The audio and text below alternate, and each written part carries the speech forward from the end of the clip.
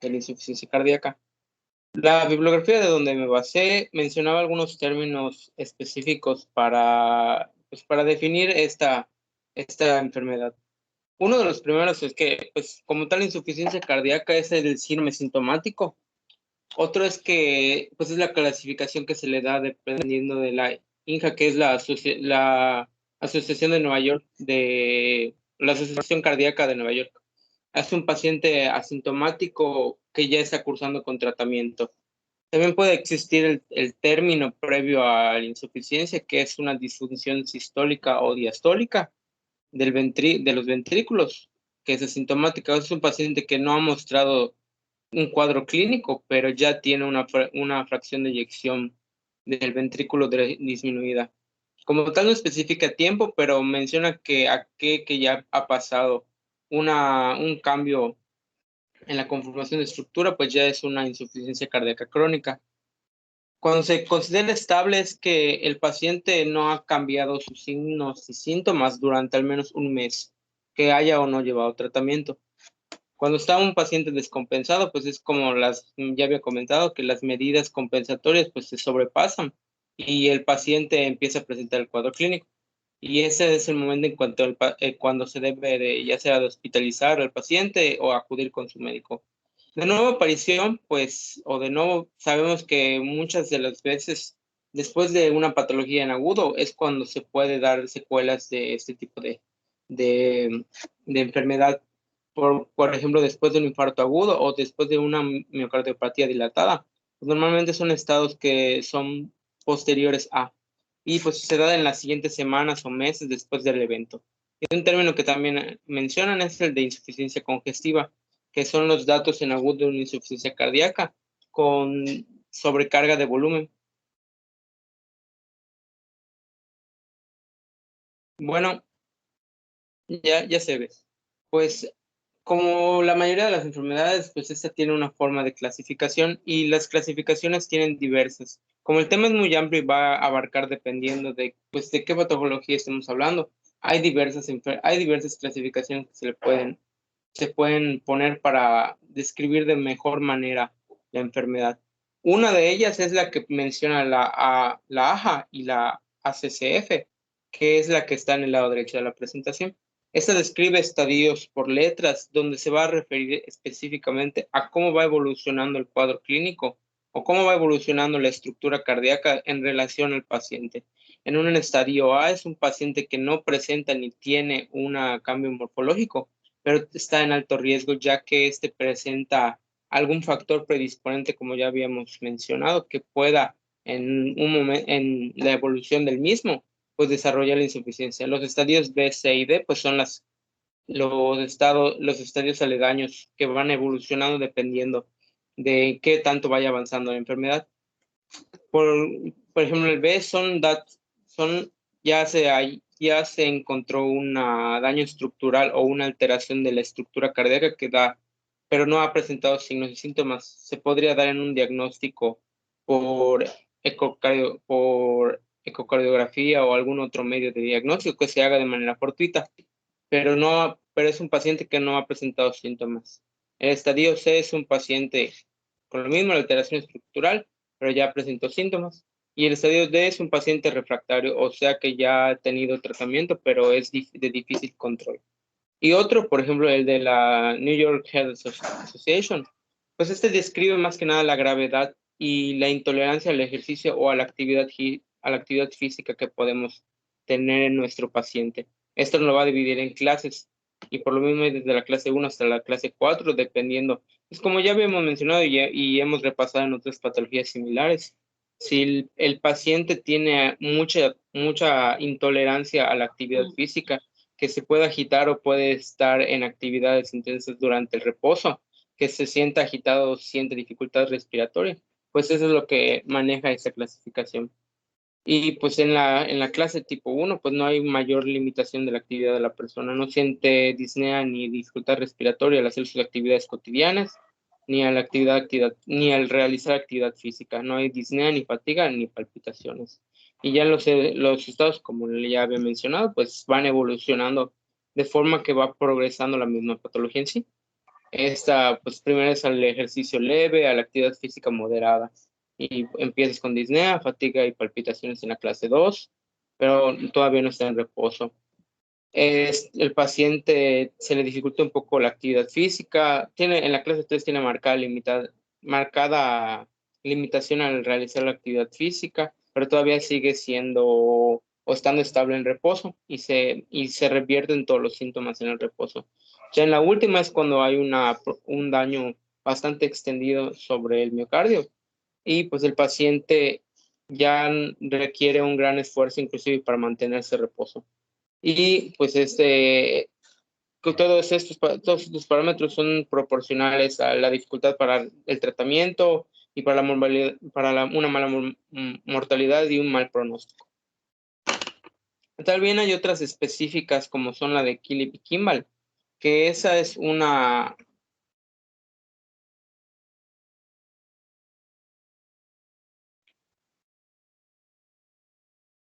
que aquí es la clasificación y es en los pacientes que han sufrido un infarto agudo al miocardio. Y pues este va a valorar la presencia o remanente, o sea, o la presencia o ausencia de hallazgos de disfunción ventricular derivado de este mismo evento en agudo. Y también la relación con la mortalidad de cada paciente dependiendo de qué tanto haya progresado el daño ventricular y pues incapacita el corazón de realizar su función.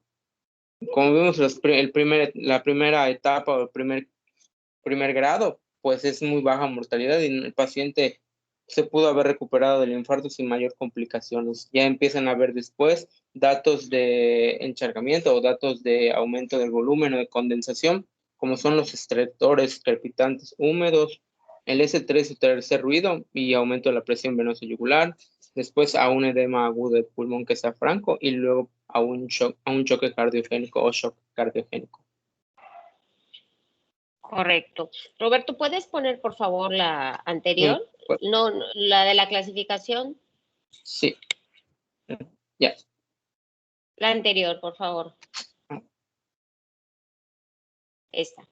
Bueno, nada más vamos les voy a hacer unas preguntas. Por ejemplo, ya habíamos platicado, una de las más utilizadas como clasificación funcional es la de la New York Heart, ¿verdad? La de la famosa NIJA. Esas muchas veces se superponen, ¿verdad? O sea, se usan ambas, se usan todas, compensada, descompensada, aguda, todo eso, ¿no? Entonces, pero una manera que se ha aceptado bastante bien de clasificar por funcionalidad es la de la New York Heart.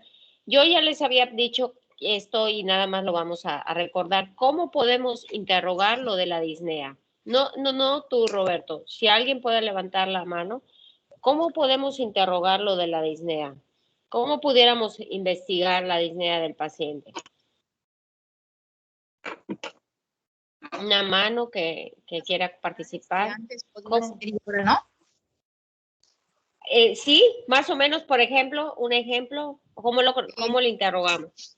Bueno, no sé si, por ejemplo, el paciente dice que iba caminando a la tiendita que está a una cuadra y ahora ya no puede hacerlo, podría ser una idea como de mediano esfuerzo, o por ejemplo, que se tuviera que bañar o vestir y ya no puede hacerlo ahora.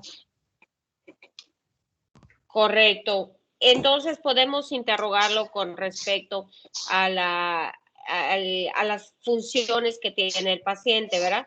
Que ya no puede hacer, que ya hace, cuáles eran sus actividades previas y no las hacía.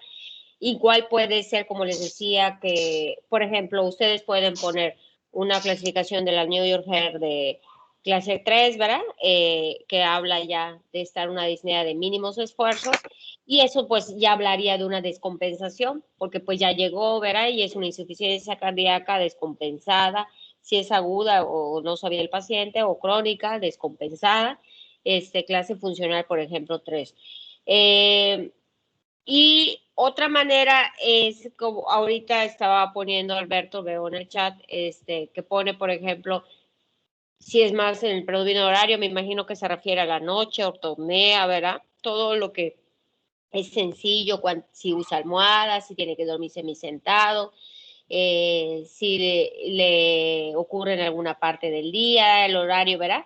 qué es lo que están comentando y si tiene factores que lo exacerben, ¿verdad? O que lo empeoren. Todo eso que es para valorar la clase funcional nos va a ayudar también a saber si está descompensada.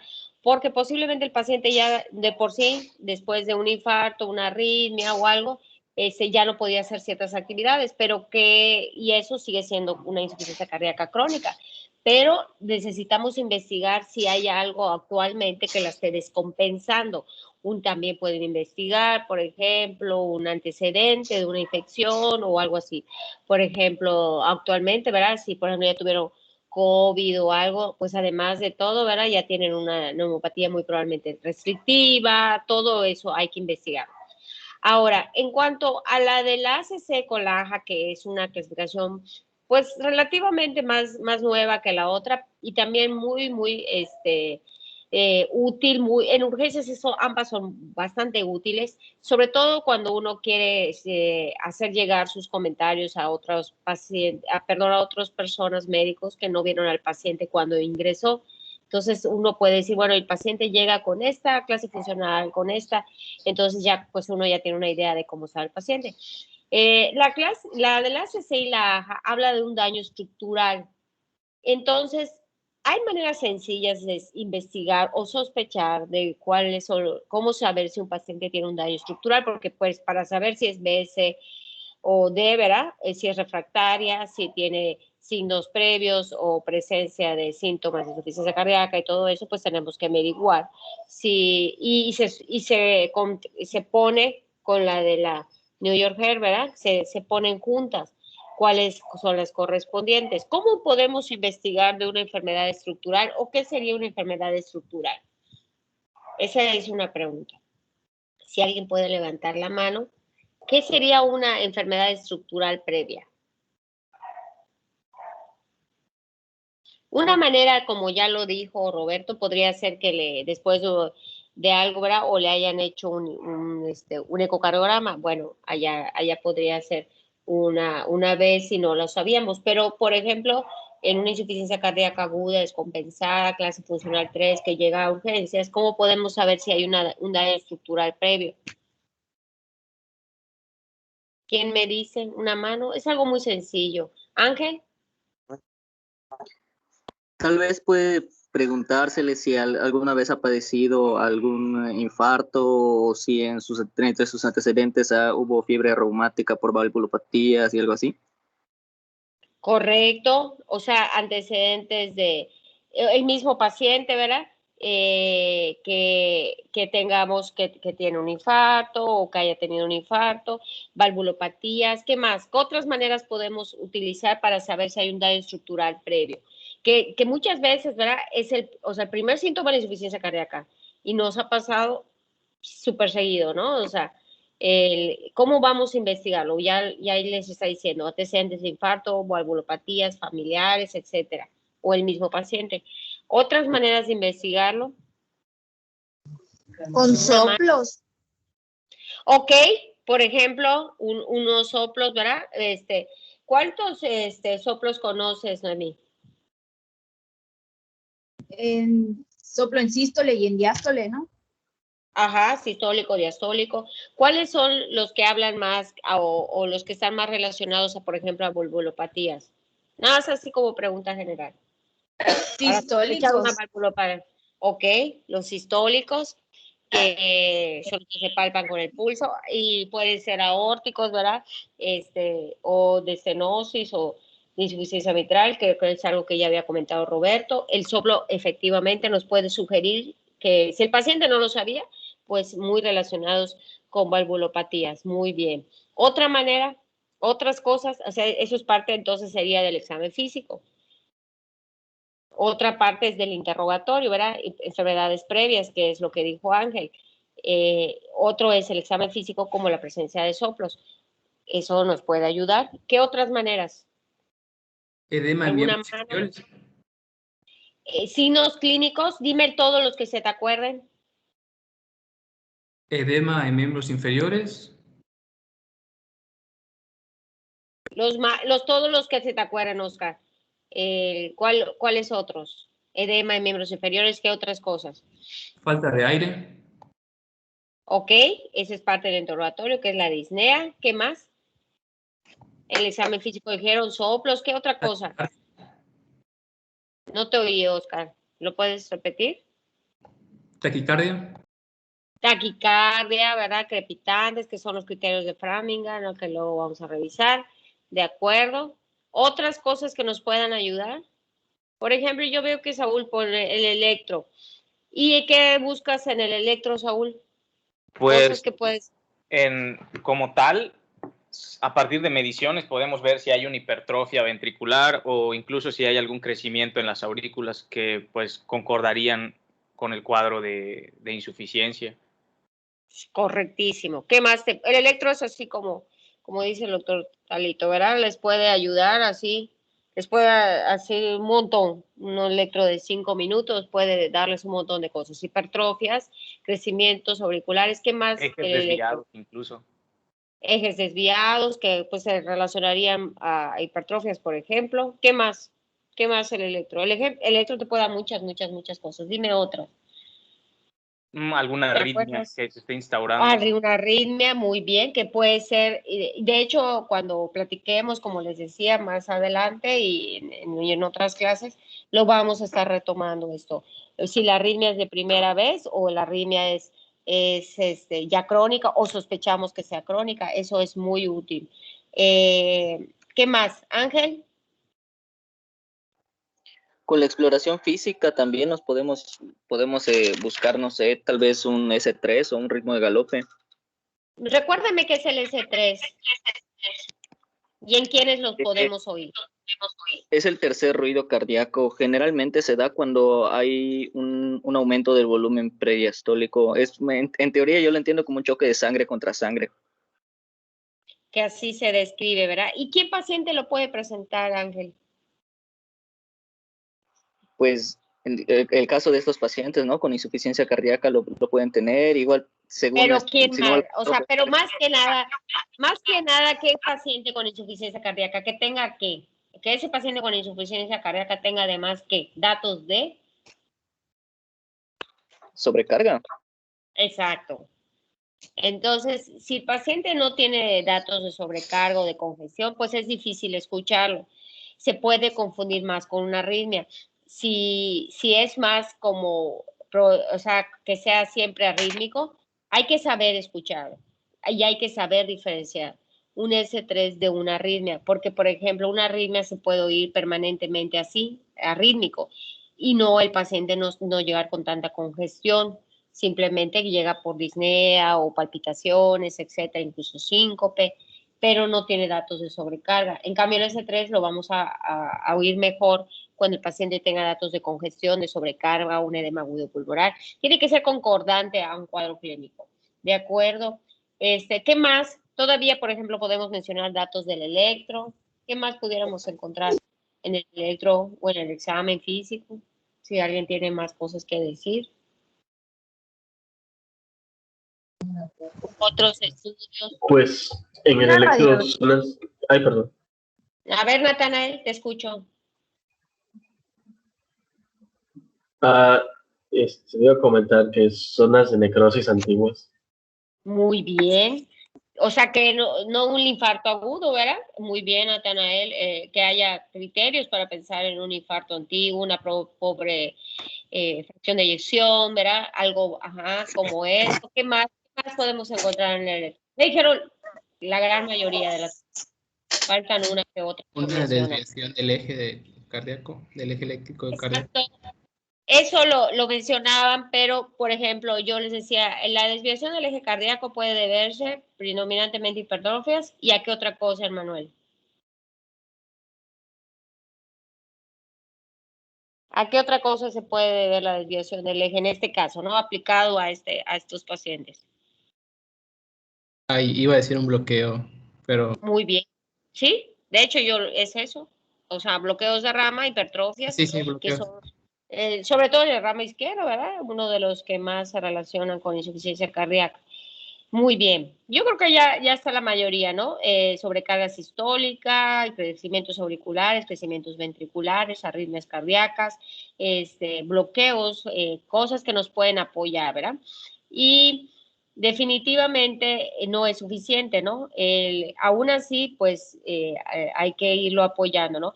Principalmente aquí es para que nosotros vayamos integrando un diagnóstico. Nosotros tenemos que ir integrando, sí, cómo es esa insuficiencia cardíaca, todo lo que ya dijo. Y se pueden, muchos términos de los que dijo Roberto se superponen, como les dije, estable, inestable, aguda, aguda, descompensada, inestable. Entonces, porque puede ser una aguda, descompensada, pero el paciente está estable. Entonces, todo eso se pueden superponer. Y para eso necesitamos todo lo que ustedes han dicho, un buen interrogatorio, un interrogatorio dirigido, acompañado de un buen examen físico en búsqueda de lo que ya dijeron, ¿verdad? De búsqueda de soplos, en busca de crepitantes, en busca de arritmias, de más congestión, reflujo, hepatomegalia, que eso parte de los síntomas, que luego vamos a volver a mencionar seguramente, y que lo vamos a ir corroborando con un electro, y seguramente ya están pensando en algo más, ¿verdad? Un electro es uno, pues es básico, ¿no? Pero bueno, el electro y la posibilidad de una placa y además él se corrobora con un eco, ¿no?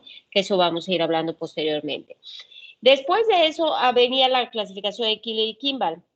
Esta clasificación de Killer y Kimball es una de las clasificaciones más así, añejísimas, antiquísimas. No tengo el dato de los años, ¿verdad? Pero pues supongo que sea como en los 70 más o menos, que es de las más usadas para el paciente que cursa con YAM, como lo dice perfectamente allá. Pacientes con YAM. Si el paciente no es de YAM, o cardiopatía isquémica previa, no es una clasificación que se use en insuficiencia cardíaca. Se usa para el paciente que tiene insuficiencia cardíaca y que tiene un antecedente de YAM. Y si solo estamos pensando en una insuficiencia cardíaca, pues podemos mejor apoyarnos en las dos previas que acabamos de mencionar. Puedes continuar, Roberto. Muchas gracias, doctora. Bueno, y siguiendo ya, pasando a otra cosa relacionada al tema, pues hablando un poco de la epidemiología, antes de entrar a lo que es el diagnóstico y el tratamiento, pues esto va a ser una causa pues relativamente frecuente y depende, ya habíamos visto, había preguntado a la doctora que pues cuál sería la causa más frecuente que puedes asociar a una insuficiencia cardíaca. Pues al menos de donde había sacado esta literatura, pues menciona que en primera instancia, y puede no ser solo un trastorno que esté subyacente, sino la combinación de varias cuestiones que van a predisponer a los pacientes a pues, sufrir estas alteraciones y posteriormente pues complicarse. En primera, pues podríamos buscar una hipertensión arterial, ya lo vimos como menciona la doctora. Todo lo que nos va a orientar a hacer nuestro diagnóstico es todo lo que conocemos como las causas más probables. Si el paciente no sé si tiene un IMC muy elevado, si el paciente también es diabético, si el paciente es fumador, si el paciente es expuesto a humo de biomasa, o sea, todo eso son cuestiones que vamos a ir encadenando porque pues es una relación entre todos los factores causales y sus estadios finales. En primero, pues, la hipertensión, también la insuficiencia coronaria, posteriores al infarto agudo de miocardio, etcétera, como ya hemos visto. También están las menos frecuentes, están las valvulopatías, que ya pueden ser, como había dicho Ángel, en antecedentes de fiebre reumática, pacientes que no se les controló una faringitis, posteriormente luego presentaron valvulopatías, pacientes ya añosos o muy ancianos que tengan ya un desgaste valvular propio de la edad. Y pues también van a existir o pacientes que sufran o que usen drogas intravenosas que son de alto riesgo para tener endocarditis infecciosa.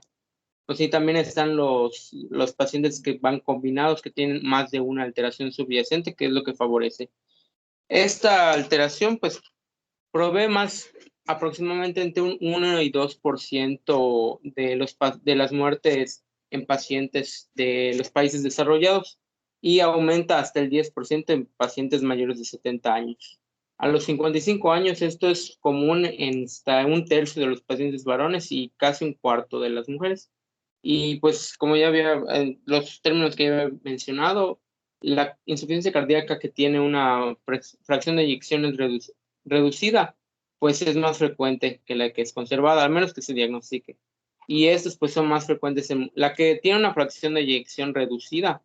La que tiene una fracción de eyección conservada es más frecuente en mujeres y pues y asociados a antecedentes de hipertensión o fibrilación auricular, mientras que es menos frecuente su relación con el infarto al miocardio.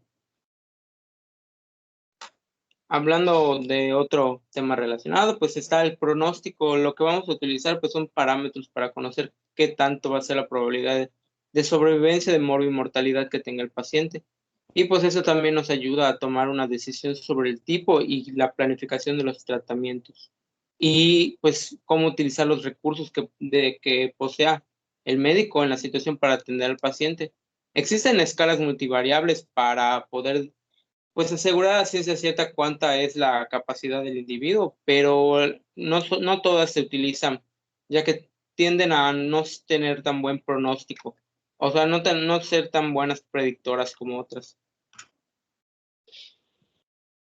Y pues aquí hay un listado de pues cuáles son los factores de mal pronóstico cuando el paciente ya se encuentra con una insuficiencia cardíaca descompensada, o sea que ya presentó síntomas. Vamos a tener la gravedad, ahí están, como ya mencionaba la doctora, pues la clase de la NIJA, que pues es la mayor duración, que tenga algunos datos de hipoxemia refractaria, que sea difícil de tratar, que tenga una alta frecuencia cardíaca en reposo, alteraciones de la frecuencia cardíaca, o sea que ya se estén disminuyendo las capacidades compensatorias que tenga el paciente. Y pues también que tenga antecedentes de insuficiencia, de cuadros clínicos previos similares, que tenga falla de adherencia al tratamiento, entre otras comorbilidades tanto metabólicas como cardiovasculares. Y también se puede utilizar cierto tipo de pruebas diagnósticas para saber si puede ser en un paciente que no cumple los criterios habituales. Se puede utilizar pruebas genéticas para ver si son miocardiopatías hereditarias o causantes de una muerte cardíaca súbita. Y pues estos son algunos datos asociados con el factor con los datos de insuficiencia cardíaca con fracción de eyección reducida, que es lo que hemos mencionado y con lo que nos ha apoyado la doctora. Pacientes grandes de edad, con antecedentes de hipertensión, de alguna fibrilación auricular, femeninos con alteraciones renales, con síndrome metabólico, que tengan deterioro físico, estén en reposo mucho tiempo, con enfermedades pulmonares previas o hipertensión pulmonar o apnea del sueño. Y pues las pruebas que vamos a hacer siempre van a ser encaminadas al paciente y a su cuadro clínico subyacente y a lo que estemos observando. Siempre se van a medir cuantificación, se tiene que hacer también panel viral, porque algunas como no panel viral, sino algunas pruebas serológicas, porque el VIH también puede dar una miocardiopatía cuando ya esté muy avanzado, enfermedad de Chagas, entre otras. Y también puede ser pruebas como, o sea, para trastornos de genéticos. Evidentemente se empieza pues por lo más básico, ¿verdad? Pero, por ejemplo, también se puede asociar a patologías autoinmunes, por ejemplo, mujeres jóvenes, pues habrá que ir viendo si, ¿verdad? Como lupus, ¿verdad? Que son de las que pudieran desencadenar una insuficiencia cardíaca aguda en una mujer joven sin un antecedente previo de nada. Entonces, obviamente uno no llega y piensa primero en eso, pero sí hay que considerarlo cuando no tenemos una causa probable de la insuficiencia cardíaca. Sí, es como dice la doctora, pues mucho va a depender de cómo llegue nuestro paciente y se debe empezar siempre en cualquier enfermedad y en todo lo que veamos, pues con lo que sea menos invasivo, con lo que sea más práctico, menos costoso, y también hay que tener en cuenta de lo que de lo que se disponga en el hospital o donde se esté atendiendo al paciente. Y así es como empieza un abordaje clínico. Y pues de mi parte aquí hay si pudieron revisar la diapositiva o si lo van a revisar después, aquí es un cuadro que resume, pues a grandes rasgos todas las partes del abordaje de los pacientes, cómo inicia, cómo se da la fisiopatología, cuáles son los factores, cómo se hace el diagnóstico y pues el tratamiento. Y pues por mi parte ya eso sería todo y ya mi compañera seguiría con el diagnóstico. Muy bien. Roberto, creo que te están mandando aplausos y besos. Realmente no sé cómo se hace eso, pero voy a ver cómo se hace. Están los 3 muchas puntitos. gracias. Ajá, y luego. Ya Ahí vi, le salen pone las caritas. en los puntitos. ¿Dónde está para la opción para alzar la mano, doctora? La opción para alzar la mano. A ver. ¿Salió? Bueno, espero que sí. Muy bien. Sí, sí salió. Me gusta. Ok. Muy bien. Aplauso. Gracias. Sí, ya. Ok. Muchas Gracias, Roberto.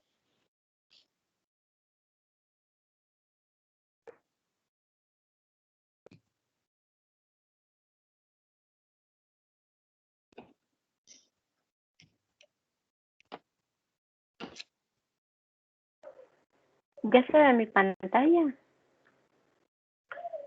Creo que está yo cargando. no, pero seguramente la mayoría ya lo pueden estar viendo, menos yo. Yo tampoco lo veo todavía, pero. Yo tampoco. A ver, voy a volver a intentar. ¿Y ahora?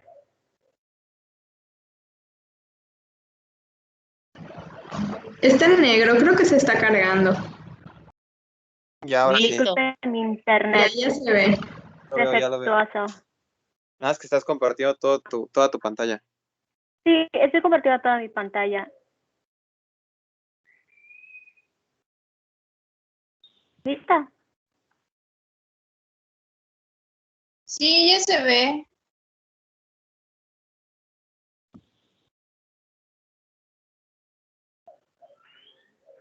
¿Lo pueden ver todos? ¿Qué debemos ver, Cristel? Ahora sí. Sí, presentación. Ok, porque estamos viendo unos muñequitos, unos mensajes, Spotify, Apple Store, No etcétera. deberían estar viendo eso. ¿Eso Bueno. están viendo? Ya se ve la no. presentación. Ajá. Ya se ve. ¿Ya se ve? Sí. Oh my God. Ya, Cristel. Muy bien. Ok, cuando comparto presentación no veo sus manitas, así que si me quieren interrumpir, pues me avisan.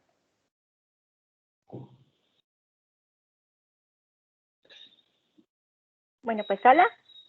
Vamos a empezar con la segunda parte de insuficiencia cardíaca. Estos son los mismos diagramitas que pues mi compañero Roberto ya les mostró. No me voy a detener mucho por acá, solamente me gustaría mencionar como que de nuevo, porque pues aprendemos nosotros por repetición, que pues la insuficiencia cardíaca es la disminución de la capacidad del corazón de bombear la sangre. Pues tenemos que las etiologías muy comunes. Hay muchas formas de clasificar la insuficiencia cardíaca. Las que usamos como para que estas sean las más comunes es dependiendo de la fracción de eyección del ventrículo izquierdo.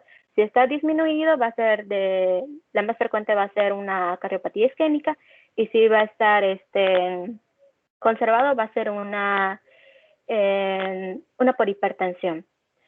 Bueno, este diagrama me gusta, está muy padre porque en menciona lo que la doctora dijo de que es bastante como difícil encontrar una insuficiencia cardíaca derecha, y aquí el diagrama que sigue es que empieza como una insuficiencia cardíaca izquierda que no va a lograr detenerse en ninguno de los mecanismos compensatorios hasta debutar como una insuficiencia cardíaca en derecha. Ahí sé que es la primera causa de un desarrollo de una derecha, la insuficiencia cardíaca izquierda. Eso, sinceramente no me acuerdo muy bien si se mencionaba en otras bibliografías, pero al menos en este esquema sí se menciona. Y pues, ¿qué es lo que pasa en la insuficiencia cardíaca? Rápidamente, como poniendo énfasis en lo que ya hemos visto, es que van a tener dos efectos. La pérdida del bombeo del corazón va a producir de que el gasto cardíaco se disminuya. Eso va a activar todos los mecanismos compensatorios que ya vimos, que es la activación del sistema nervioso simpático, la liberación de la antidiurética, la activación del sistema renina-angiotensina-aldosterona, con el fin de que se aumente el volumen sanguíneo y que va a producir una retención hídrica. Una vez que se movilice más el volumen sanguíneo, como ya hemos visto por el mecanismo de Frank-Starling, mientras más aumente la precarga, a mayor distensión del músculo cardíaco, mayor va a ser la contracción. Sin embargo, esto es lo que pasa en un corazón pues sano, en un corazón normal. Y esto no sucede en un corazón que ya está afectado. Aparte del mecanismo de la retención hídrica, también tenemos en que como se pierde este bombeo, la sangre no se va a poder movilizar de la misma manera como quisiera hacerse, de manera que va a haber un estancamiento de la sangre, entonces toda la presión se va a ir aumentando en el lugar donde esté, ya sea la aurícula, ya sea el ventrículo, ya sea en los vasos sanguíneos, y que va a provocar ante mayor presión, se va a aumentar la presión hidrostática y va a empezar a haber un escape. Estos dos mecanismos que están bastante resumido y como a grandes rasgos, son los que vamos a tener muy en cuenta, porque cuando empecemos en el diagnóstico nos vamos a centrar en signos y síntomas de hipoperfusión y de congestión. Y otra cosa que me gustaría mencionar es lo de compensada y descompensada, porque vamos a tener que en la división de los 4 escenarios que se presentan, hay uno que es solamente vas a vigilar al paciente y todo eso, porque es un paciente que logró compensar, y cuando se refiere a que es una insuficiencia cardíaca compensada, quiere decir de que lo que se logró es mantener el gasto cardíaco. Sin embargo, todos estos mecanismos de acción que ya vimos, siguieron funcionando, aumentaron las presiones, aumentó el volumen. Entonces, en un paciente en reposo se logra mantener el gasto cardíaco. Sin embargo, inclusive en el mismo ejercicio, en alguno de los factores desencadenantes que vamos a ver un poco más adelante, le va a volver a producir al paciente una insuficiencia cardíaca descompensada y al inicio de los síntomas.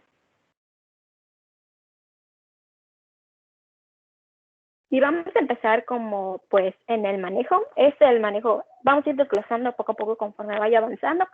Y es importante pues mencionar de que el primer paso es tratar las condiciones que pongan en peligro la vida, ya sea una arritmia, un edema de pulmón. Luego sería establecer el diagnóstico, determinar el perfil clínico, iniciar el tratamiento, determinar y manejar las causas precipitantes, mejorar los síntomas y la protección miocárdica y renal. Vamos a empezar con el diagnóstico. Como vimos, pues lo primero es identificar si el paciente está en peligro de su vida. Y pues el diagnóstico realmente es clínico. Vamos a evaluar signos y síntomas. La anamnesis es muy importante, como ya mencionaron. Antes pues te da un cierto vistazo hacia lo que podría estar causando esto, hacia la etiología, otras cosas, exploración física, que se va a complementar con el electrocardiograma, la radiografía de tórax, ecocardiograma y los laboratorios. Pues la evaluación inicial es indispensable y se va a evaluar los datos de perfusión y congestión, como ya había mencionado antes. Abajo van a ver en un diagrama que son los perfiles clínicos de la clasificación de Noria, en la cual va a dividir 4 perfiles clínicos de un paciente que puede llegar con insuficiencia cardíaca. Se va a medir en un paciente que está en reposo, no va a medir, se va a evaluar. Paciente que está en reposo, y vamos a diferenciar si el paciente presenta datos de congestión o si presenta datos de hipoperfusión. El primer perfil, vamos a tener un paciente que no tiene datos de congestión ni tiene datos de hipoperfusión. Este se considera un paciente que tiene una insuficiencia cardíaca compensada y es un paciente caliente seco. El siguiente escenario sería un paciente que tiene datos de congestión, que puede ser una congestión pulmonar, puede presentar disnea, ortopnea. Este tipo de dificultad respiratoria tiene cierta evolución. Primero una disnea, luego una ortopnea, luego la disnea paroxística nocturna hasta llegar al edema de pulmón. Y también puede presentar en congestión ya no de izquierda, sino de derecha, como ingurgitación yugular venosa, hepatomegalia congestiva, congestión intestinal, ascitis, reflujo hepatoyugular. Pero este es un paciente que no va a presentar ningún síntoma de hipoperfusión. Es por eso que este es el paciente caliente húmedo. Este es el que tiene el mejor pronóstico. Luego de eso nos vamos hacia abajo. Si el paciente no presenta congestión, pero sí presenta datos de hipoperfusión, que tenga extremidades frías y sudorosas, oliguria, confusión mental, mareo, presión de pulso estrecha, es un paciente frío seco. Es muy poco frecuente que se presente ese tipo de pacientes. Y también se puede presentar el paciente que tiene congestión y también tiene datos de hipoperfusión. Es el paciente frío húmedo y es el que tiene el peor pronóstico. No sé si alguien quiere decir algo, ¿tiene alguna duda? Sí, yo quiero decir algo. El esquema que tú estás presentando en los perfiles clínicos, ¿cómo se llama, Cristel? ¿Qué dice allá? No, Ría. Bueno, sí, así me salió, pero lo empecé, cuando lo empecé a buscar, vi que a veces tenía otro nombre. Ese es el que salía en el librito donde lo chequé. Ok, de acuerdo. Este esquema que está mostrando Cristel, ¿les viene a la memoria recordar otro esquema que ya quizá ya hayamos revisado, no me acuerdo muy bien, o conmigo o con el doctor Giovanni, otro esquema muy similar que se basa en 2 parámetros? ¿Qué esquema se asemeja muchísimo a este que nos está presentando en este momento, Cristel? ¿Quién me lo dice? Levante la mano. Pero espérame, Cristel, tú no. Ay, perdón. Ok, ¿quién levanta su mano? Por favor, despierten. A ver, voy a ver, espérenme, son 2 manos. A ver, una mano 3. Una mano 3. ¿Por qué se quitó Saúl? No era para tanto, Saúl. Solamente era para ver si hay una mano 3. No hay problema, o sea, lo decía por si quería otra persona. Sí quiero, pero si nadie quiere y solo tú y Emanuel, pues no. ¿Puede repetir la A pregunta, ver, doctora? sí, que a qué este esquema, bueno, yo lo estoy señalando en mi pantalla, se asemeja mucho a otro esquema que quizá ya hayan revisado o hayan visto o del cual ya hayamos hablado cuando hablamos en temas pasados o con el doctor Giovanni, pero se asemeja mucho a otro. ¿A cuál? ¿Y cómo se llama? Una mano número 3, bueno, ahora sería la 1. Nadie. Seguro ya lo han visto. A ver, María Fernanda, muy bien. No importa que seamos repetitivos, acaba de decir. No sé si está de esta bien. manera. No importa. El Gold de Epoch. Bueno, en el Gold Epoch, ¿qué habíamos revisado, María Fernanda? ¿Te acuerdas? Es un esquema que también se utiliza y es muy similar en cuanto a la estructura. Pero ¿qué se evaluaba? Pues eran los síntomas, los criterios como para pronóstico, ¿no? Para recaídas, o sea, para exacerbaciones. Correcto. ¿Te acuerdas del nombre? En la GOL usa un esquema, digamos, de estructura igual, aunque evalúa otras cosas. ¿Te acuerdas cómo se llamaba? El de la GOL. El de la GOL es muy usado en la GOL. Pues obviamente. Eran los síntomas, ¿no? Eran 2 criterios que se usaban. Pero uno era en cuanto a la disnea y otro era la gravedad de los síntomas. La gravedad de los síntomas, la disnea lo pone por números también y es un cuadro, ¿verdad? Que en estructura se parece mucho a en cuanto a la estructura, pero en cuanto a la evaluación es diferente porque pues son ya lo que es correspondiente a la neumopatía, ¿no? Tanto la disnea como los cambios estructurales. Efectivamente, en el estado de choque revisamos uno muy similar. Alberto, ¿no sirve tu micrófono o no quieres hablar con nosotros? Son 2 opciones. Esperaré un segundo.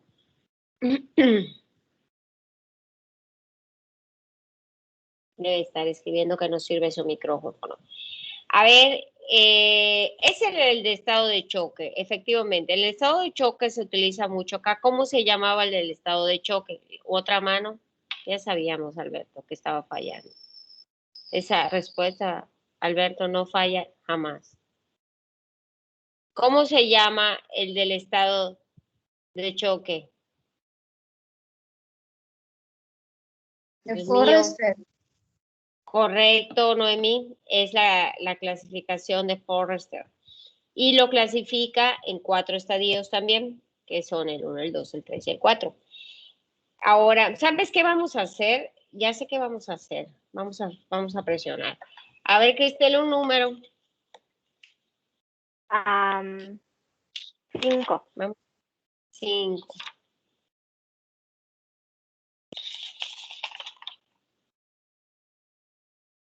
Julio César Cortés.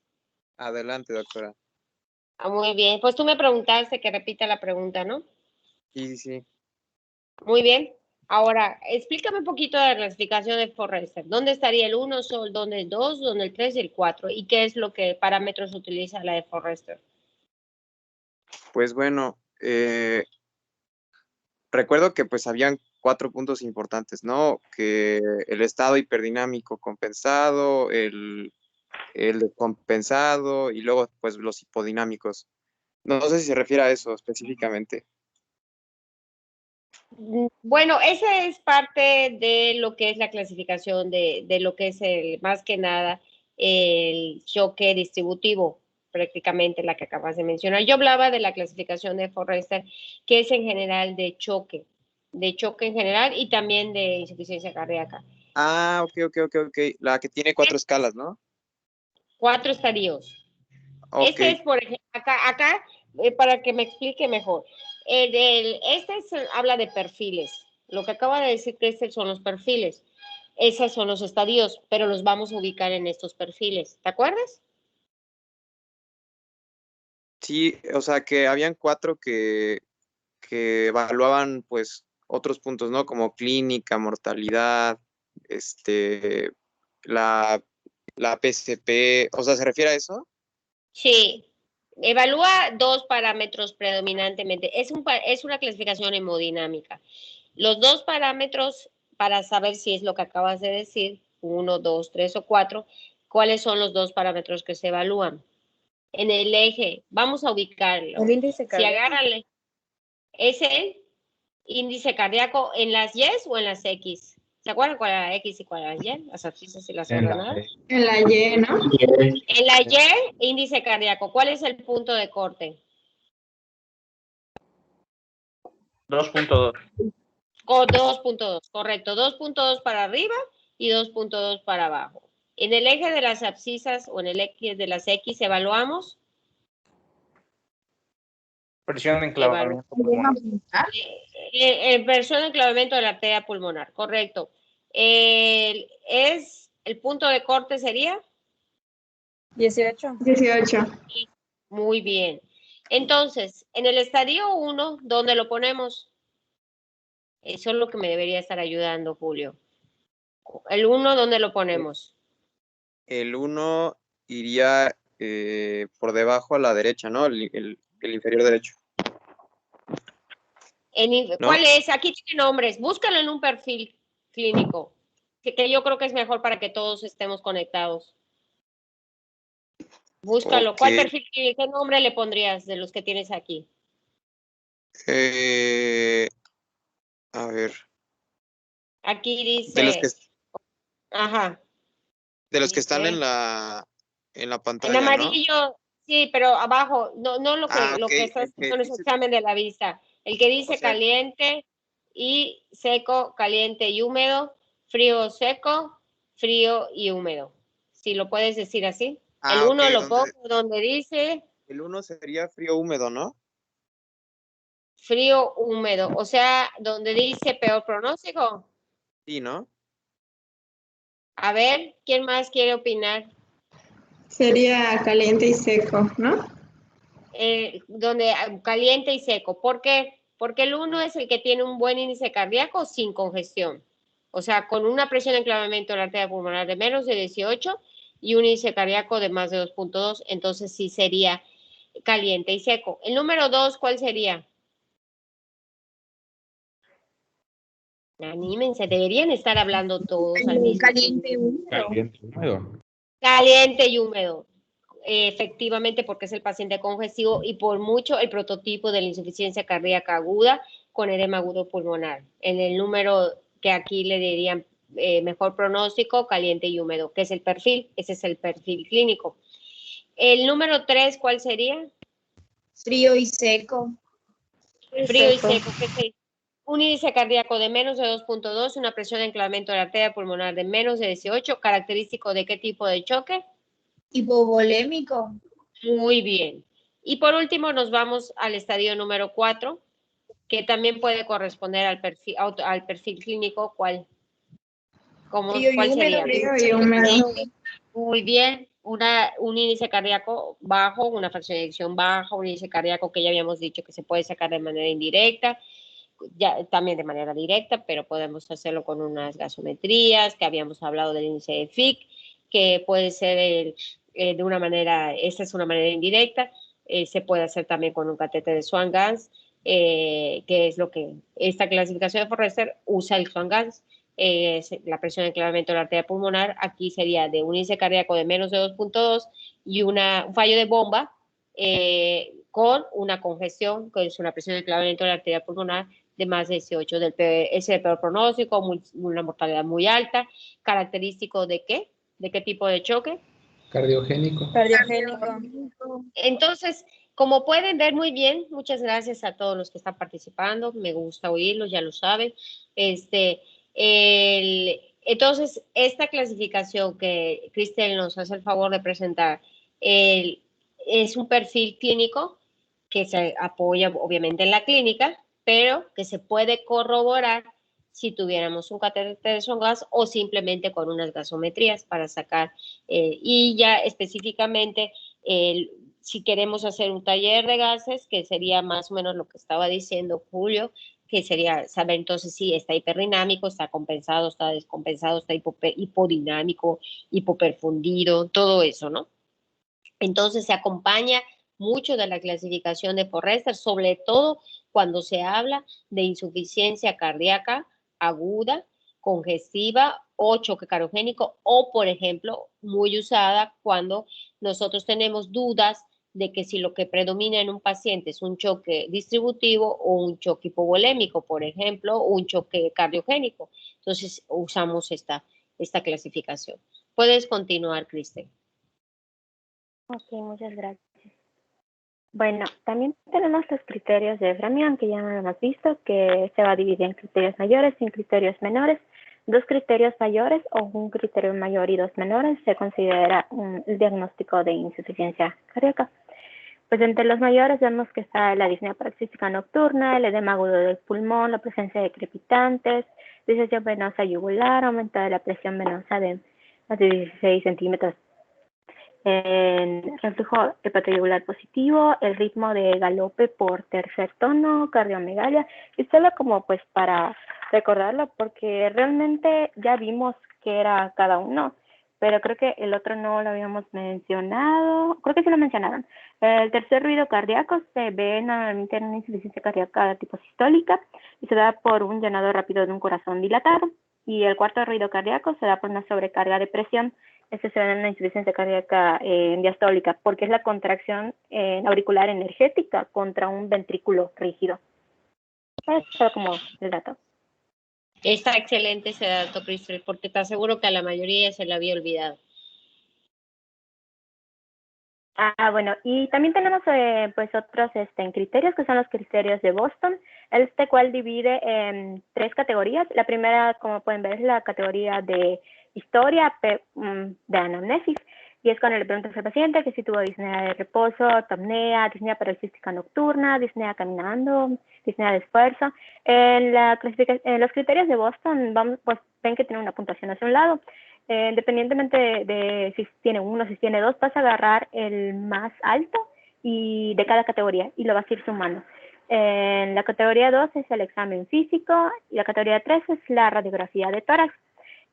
Pues es importante mencionarlos porque son criterios que ya se tienen, solo que como en un inicio realmente el paciente puede llegar muy grave, preferí ponerles primero la clasificación que ya les había mencionado, lo del paciente caliente frío y el frío húmedo.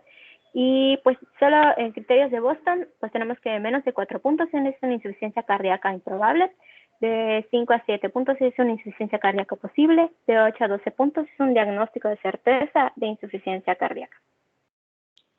Esta clasificación de Boston seguramente la han revisado, es una clasificación también no tan antigua, muy usada, nada más que como pueden observar, pues necesitan ciertos recursos, que es la placa de tórax prácticamente, y en algunos casos pues pueden apoyarse de él si tiene catéter de PVC, pero bueno, realmente eso no es necesario, ¿no? Para nada, para hacer el diagnóstico. O sea, ya con lo demás es más que suficiente, que es lo que es la parte de lo que es los antecedentes y el cuadro clínico, el examen físico y una placa de tórax. O sea, para tenerla completa, pues hay que tomarle la placa de tórax.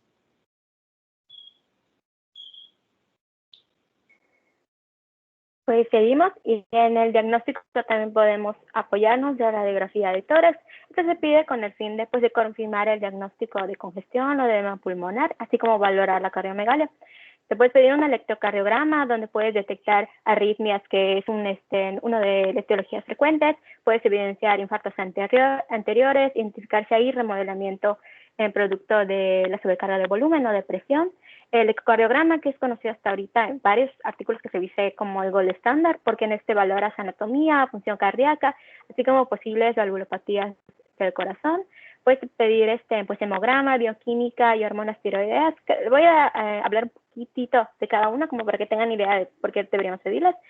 Los péptidos natriuréticos que se usan en diagnóstico, seguimiento y pronóstico, y las pruebas de esfuerzo, que después se estaba buscando y decía que era más como para, más que confirmar la evidencia de electrocardiográfica o clínica disquémica, se usa más para tener en cuenta el pronóstico del paciente, así como su evaluación funcional. Es correcto, principalmente, bueno, lo acabas de mencionar, el ecocardiograma es el gold estándar, ya lo habían mencionado también algunos de sus compañeros. Recordar que el ecocardiograma se puede hacer de manera portátil, ¿verdad? Se puede hacer portátil, se puede hacer llevando al paciente también. Definitivamente no debe retrasar el diagnóstico, tampoco es imprescindible para el diagnóstico inicial, pero sí es imprescindible para estadificar la insuficiencia cardíaca. O sea, no es, tal como hemos estado mencionando, bueno, no están urgencias, no le vas a pedir su ecocardiograma tal vez inmediatamente, puedes empezar un tratamiento, puedes iniciar el tratamiento de fases agudas, descompensadas, pero definitivamente para un tratamiento posterior, un tratamiento crónico ya del paciente, necesitas estadificarlo. Y para estadificarlo, tendríamos que hablar un poquito de qué podemos ver en el ecocardiograma. Y es lo que les iba a preguntar, ¿no? ¿Cuáles son los hallazgos, lo que se les ocurra una mano, que no sea la de Cristel de preferencia, que nos oriente a qué podemos encontrar en el ecocardiograma?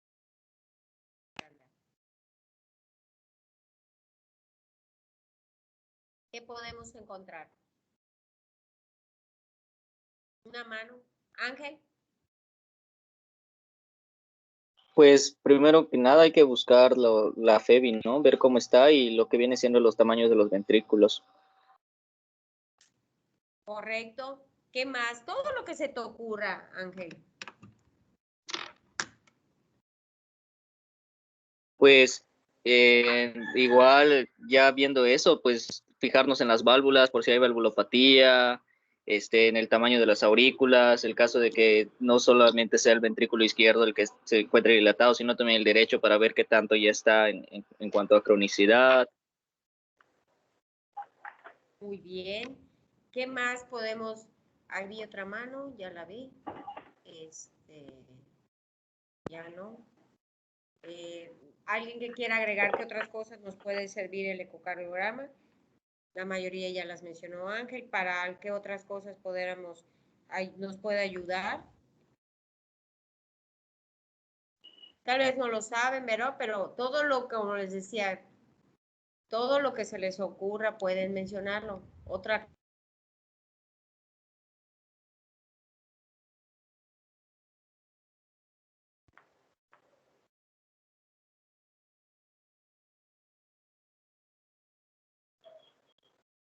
Pues creo que ya había mencionado lo más importante, Ángel, pero es como había mencionado, por ejemplo, en el eco que se utiliza con Doppler de flujo, se utiliza para ver las presiones de eyección.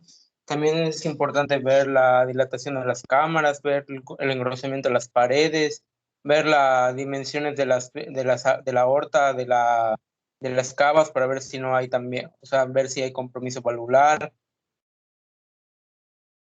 Creo que también se puede ver, ¿cómo se llama esto? la relación de las valvas, si hay alguna que estuviera afectada o erosionada, o de los músculos.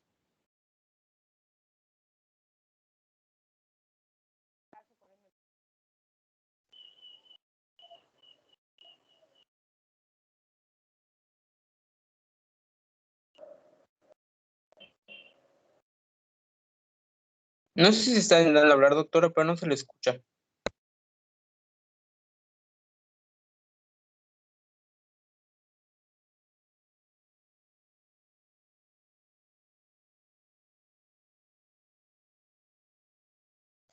Creo que o se le apagó su audio o se desconectó.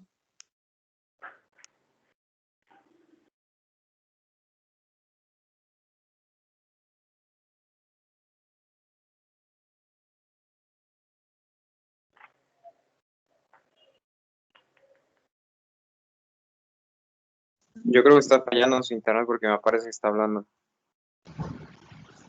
Ya escribí en el chat que la esperemos.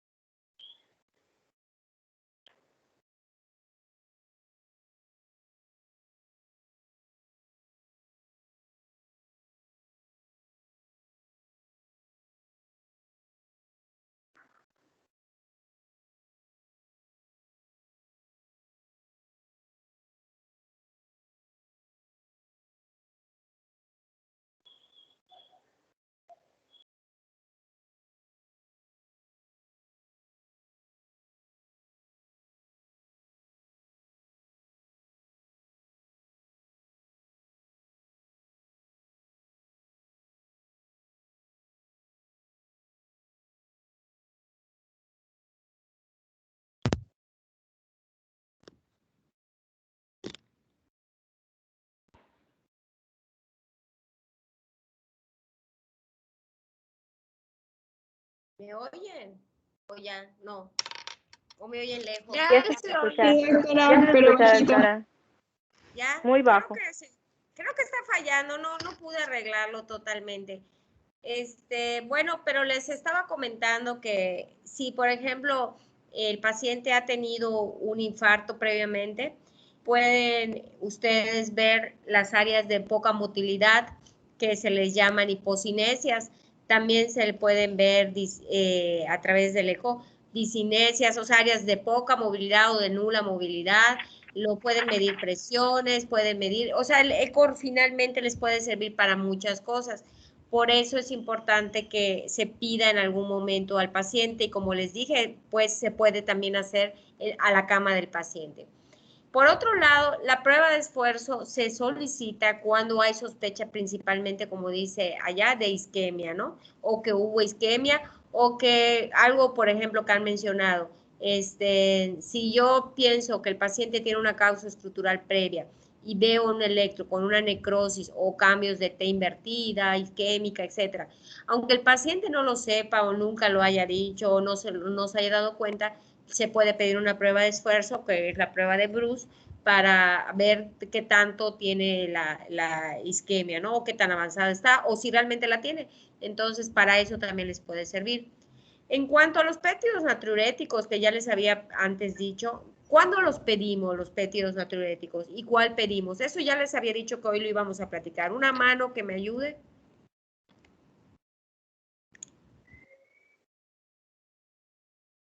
Una mano. Ahora no me oyen otra vez. ¿Alguien? ¿Me oyen? Ah, no, sí, ya. Saúl, a ver. Pues yo tengo entendido que de los que se pide el péptido natriurético encefálico, pero en su forma inactiva, el ProBNP, porque tenía una vida media más larga y nos puede ayudar también a como que a confirmar si efectivamente se trata de un proceso agudo.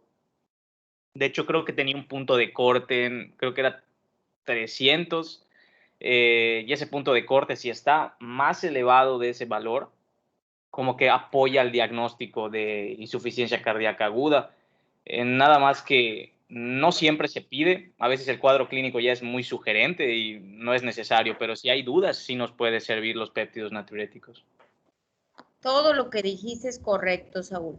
En insuficiencia cardíaca aguda con dudas. ¿Te acuerdas por qué es mejor el encefálico? Que ya lo habían dicho, nada más para recordar, por qué es mejor que el auricular en el momento agudo, ya lo habían mencionado.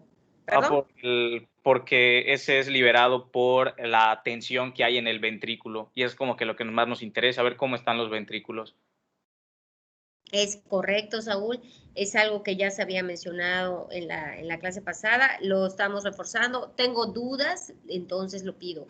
Ya sé que es una insuficiencia cardíaca aguda, es caro, solamente para decir, sí, sí es una insuficiencia cardíaca aguda. Entonces, se usa más en insuficiencia cardíaca aguda el ProBNP por la vida media y puede tener una mayor utilidad y una mayor vida media. Y se pide en el paciente en el que tengo dudas de realmente si es una insuficiencia cardíaca o con otros diagnósticos. Puedes continuar, Cristel. Ok, muchas gracias. Pues ya entrando un poquito en el electrocardiograma, pues el electrocardiograma no confirma el diagnóstico de insuficiencia cardíaca, pero orienta una posible etiología, isquemia, arritmias. ¿Qué es importante ver en esta? Pues la frecuencia cardíaca, el ritmo, si hay datos de isquemia o de remodelamiento y los hallazgos más útiles dentro de esto puede ser una onda Q que indica necrosis, una fibrilación auricular que está muy ligada con la insuficiencia cardíaca y también el bloqueo de rama izquierda. Y pues tengo puesto los electrocardiogramas a un ladito para que vean.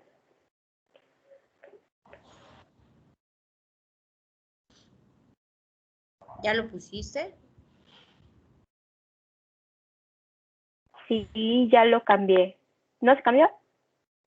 Pues no sé, los demás me pueden decir si lo ven.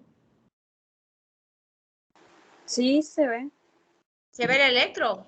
¿Sí? Sí, doctora, Sí, se ve. 3 imágenes del lado derecho. Qué triste. Ok, bueno, yo que quería preguntarles del electro, pero yo todavía no puedo ver el electro. Ok. Ni modo. A ver, Cristel, puedes continuar. ¿Qué ibas a decir allá? Continúa. Pues sí, yo quería. ¿Qué ibas a hacer allá? ¿Ibas a pedir algo? Nada. No. No, Yo no tenía lo como puedo para que ver. vean, pero se los mostré a mis compañeros, pero ya. Sí, Pues qué sigo. lástima. Ok. Estamos pues en radiografía de tórax y pues lo pedimos para valorar el tamaño y la forma de la silueta cardíaca. Vamos a determinar si hay presencia o no de cardiomegalia. Y aquí tenemos el índice cardiotorácico, en lo cual pues dividimos el tórax a la mitad, mejor dicho el corazón, en un lado A, en un lado B y el lado C es toda la extensión del tórax. Vamos a sumar el lado A, el lado B y lo vamos a dividir sobre C, lo vamos a multiplicar por 100 y dependiendo de los valores vamos a poder determinar si hay una cardiomegalia y cuál es el grado que esta tiene. También la radiografía de tórax pues nos aporta datos sobre la presencia de congestión pulmonar. Podemos ver en las líneas de Kerley que está en la que parece una diapositiva, que es una diapositiva de Schleicher hacia abajo y se ve un cuadrito y ven unas líneas que están horizontales justo en la base y las pueden ver. Y yo supongo que tus compañeros sí. Sí, sí se ven las de Kirley. Ajá, estas son las tipo B, porque las tipo A son más radiales como hacia los extremos superiores, en cambio las B son las que están viendo hacia las bases. También podemos encontrar pues edema perivascular y bueno, aquí dice peribronquial, que es la pérdida de la definición de vasos medianos. Puede aparecer un edema subpleural que se va a ver como, mejor dicho, se va a ver las fisuras lobulares del pulmón y también podemos ver un edema alveolar que son las alas de mariposa, que es bastante como característico del edema de pulmón. Podemos encontrar áreas las líneas B de Kerley son las más comunes, ¿verdad? Que son las líneas horizontales que se encuentran de la parte media hacia la parte externa y en la parte puede ser, pues la parte media generalmente hacia los extremos. También podemos encontrar hallazgos comunes, el índice cardiotorácico, bueno, ya lo explicó cómo sacarlo Cristel, se debe hacer. Para eso, pues, necesitamos que la placa sea una placa de PA, ¿verdad? Al revés, para que podamos ver y visualizar un tamaño real del corazón, y podamos medirlo, ¿no?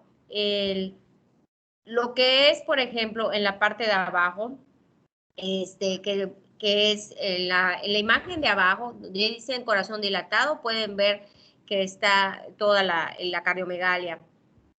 Y en la parte de abajo, que es junto a donde cómo sacar el índice cardiotorácico, que dice líneas B de Kerley, pues eso es lo más característico, ¿verdad? Esto es por ejemplo, paciente con edema agudo pulmonar, podemos ver también las alas de mariposa, y nosotros en conjunto le llamamos datos de qué. ¿Datos de qué? O sea, yo veo esta placa, y acá espero que me explique. Yo veo una placa junto a la del índice cardiotorácico que dice líneas B de Kerley. ¿Cómo describiría yo en general esa placa? Alguien que se anime. A ver, dime un número, Cristel, porque luego no se anima nadie, me entristece. Dime un número.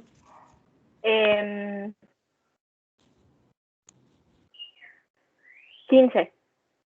15.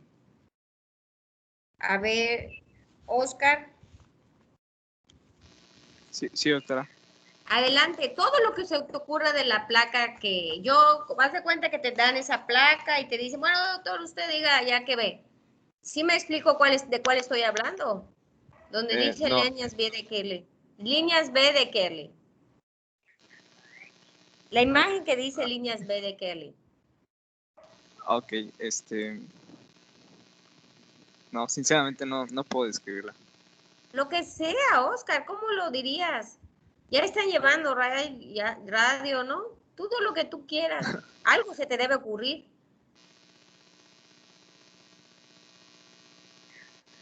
Pues puedo ver, o sea, congestión pulmonar y edema. Muy bien. ¿Edema qué edema? Intersticial.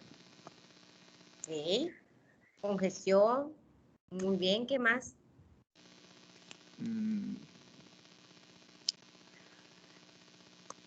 Pues solo eso.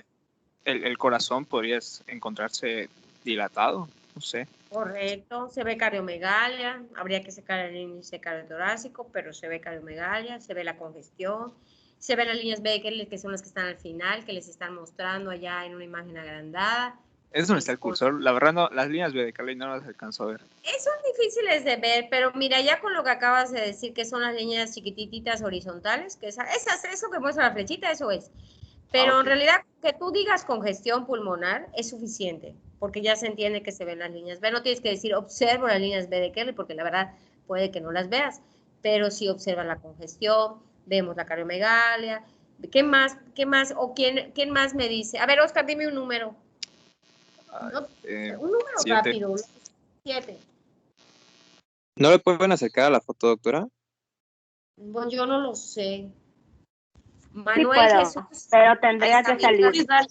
Tú le puedes hacer zoom, Julio, solo tienes que darle hacer zoom justo donde pones tu cursor en la presentación y le haces zoom. Ah, ya vi. Y ya. Tienes razón. Ahí están acá. Gracias. Se Muy las bien, voy a pues ahí está trazar. más grande. Bueno, me tocó Manuel Jesús. Aquí estoy, doctora. Muy bien, ¿qué más ves? Mismo de placa. Ya dijeron algunas cosas. ¿Qué más ves? Puede ser ingresamiento de los septos telobuliares. O sea, yo veo el infiltrado edematoso y, o sea, en sí, las líneas B, no, o sea, yo no las puedo distinguir realmente. Pero no importa, era lo que les decía Manuel. O sea, realmente no es tan importante que diga, ay, vi una línea B de Kerley, ya la verán en vivo, ¿no? Con que digas que es la congestión, el infiltrado. ¿Qué más? ¿Qué más te llama la atención? Ya habíamos, por ejemplo, visto unas placas de COVID, que bueno, más o menos de síndrome de insuficiencia respiratoria, ¿verdad? Con infiltrados alveolares. Estas son diferentes. ¿Qué más puedes ver? Fáciles, cosas fáciles. Pues el pulmón en sí no se ve radiolúcido como debería de verse, se ve muy opaco. Se ve como si, como si estuviera muy... Blanco. O sea, un infiltrado edematoso muy extenso. Correcto, que eso también se llamaba como los infiltrados que ya habían dicho, ¿verdad? Pueden hablar de infiltrados intersticiales, datos de hipertensión venocapilar pulmonar, que son las líneas B de Kerley, datos de congestión. ¿Alguien ve Doctora, más? ¿Algo más? ¿Mande? ¿podría haber también broncograma aéreo? Puedes verlo, aunque no es tan común por la cantidad de la congestión que tienen, pero sí lo puedes ver, ¿no? Es más común encontrar las congestiones que el broncograma como tal, ¿no? Pero sí lo pudieras ver. ¿Alguien ve más alguna otra cosa que quiera mencionar, que no hayamos dicho? Bueno, en la primera imagen, como decía Manuel, hacia la zona apical se ve muy radiopaco. Y no me acuerdo cómo se llamaba el signo del triángulo. No me acuerdo cuál era el nombre. La verdad no sé, pero creo que es ese, ¿no? El triángulo hacia la zona lateral. El triángulo, ¿no? ¿Como atelectasia? No. No me acuerdo. Bueno, la atelectasia es un triángulo que está hacia la zona lateral, pero no es tan común en pacientes con insuficiencia cardíaca y se ve el triangulito, pero aquí yo no lo veo. Aquí pues sí veo lo que ustedes dicen, que también lo dijo el Manuel, en el chat lo puso, ¿verdad? Cefalización vascular, correcto, ¿verdad? Que donde se ve el aire o lo negrito, allá pues es la cefalización del flujo, que así se dice, cefalización de flujo. ¿Qué más podemos ver? ¿Algo más que vean? Nada más. Es común también encontrar los derrames pleurales, ¿verdad? Y allá, por ejemplo, están borrados los ángulos.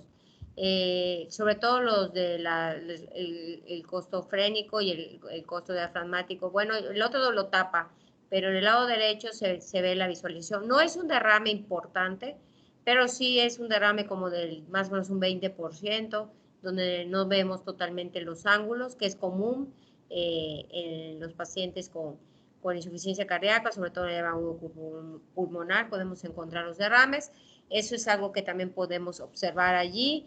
Y los infiltrados, y así lo pueden describir, que puedo ver en esa placa de una manera sencilla, observo la cardiomegalia, datos de congestión, datos de hipertensión, cefalización de flujo, de derrame pleural y propiamente, por ejemplo, condensaciones no se ven, tampoco se ven como tal unas cisuritis, pero seguramente si nos fijáramos un poco más, seguro las encontramos también, que son comunes de encontrar ya en estas instancias de la placa. Ya pude ver esta. ¿Crees que si pasas la anterior pueda yo ver el electro? Voy un poco atrasada, pero posiblemente ya lo podamos ver. Y avísame cuando la hayas cambiado, Cristel, porque pues si ya no Sí, se ve, no se ve. ¿Ya lo en el cambiaste? electro, a ver. Ajá. No, voy a Lo voy a intentar llevar volver. el... acá.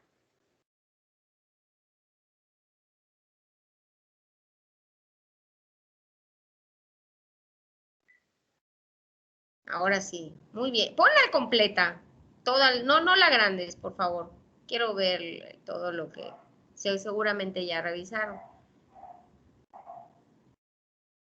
No, eran solo pedacitos, porque no tenía pensado. Era solo como de un vistazo rápido. Ah, bueno, muy bien. Entonces no digo nada. Allá en bueno, lo que yo estoy viendo ahorita, donde dice bloqueo de rama izquierda, pues como dice, bloqueo de rama izquierda con hipertrofia de ventrículo izquierdo. Y lo demás, bueno, entonces ya lo habrán revisado en electro. Está bien, Cristel, puedes continuar.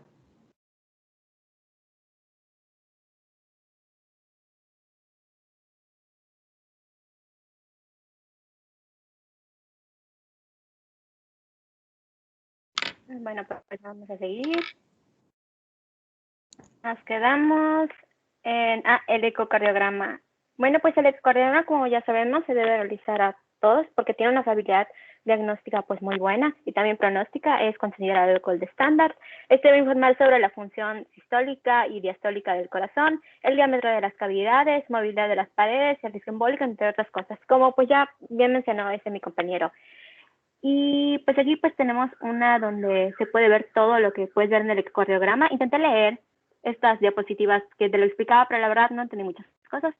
Pero pues puedes ver en las cavidades, puedes ver que hay una hipertrofia del ventrículo izquierdo, puedes determinar la fracción de eyección con el método de Simpson, que pues trazan líneas para contabilizar. También puedes ver si hay dilataciones, índice de volumen auricular.